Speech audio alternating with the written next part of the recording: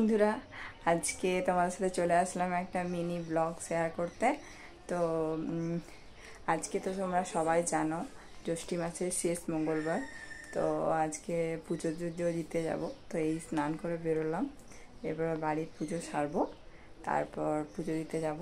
আমরা কোথায় পুজো দিই আর কি কি করছি, কোথায় যাচ্ছি ওটা তোমাদের সাথে শেয়ার করব। পাশে থাকো, দেখা হচ্ছে আবার, টাটা। আমি রেডি হয়ে গেছি পুজো যাওয়ার জন্য, সব কিছু নিয়ে নিয়েছি। এরপর আমি মন্দির ঢুকবো, দেখা হচ্ছে তোমাদের সাথে আবার, টাটা। এই দেখো, এটা আমাদের বাড়ির সামনে দুর্গা মন্দির। মন্দিরটা খুব সুন্দর। তো এটা সকাল থেকে পুজো হচ্ছে, 2-3 বার পুজো হয়ে গেছে। তো আমরা যখন 9টার সময় এসেছি তখন ব্রাহ্মণ চলে গেছে। তো জানি না পুজো দিতে পারবো। আমরা চলে আসলাম দুর্গা মন্দির থেকে আদ্রার বড় কালীর মন্দির, এখানে আমরা পুজোটা দেব। এই দেখো মা কালীর মন্দিরে নিত্য পূজা শুরু হয়ে গেছে, বামুন ঠাকুর নিত্য পূজা শুরু করে দিয়েছেন।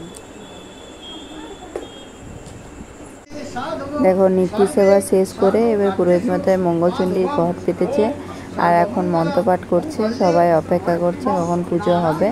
17টা তুলসী পাতা, 17টা জল আর 17টা ধান আর এটা হচ্ছে কলা, এগুলো দিয়ে জল খেতে হবে, তবেই খাবার খেতে পারবো। বাড়ি ফিরে আসলাম, প্রচণ্ড গরম। এই দেখো, এগুলো খেতে বসে গেছি। এরপরে এগুলো যদি না খায় তাহলে কিছু খেতে পারবো না। আজকে এখানে এই ভিডিওটা এখানেই শেষ করছি, আবার দেখা হবে তোমাদের সাথে নেক্সট ব্লগে। তোমরা ভালো থেকো, আমার আজকের দিনে খুব ভালো কাটলো।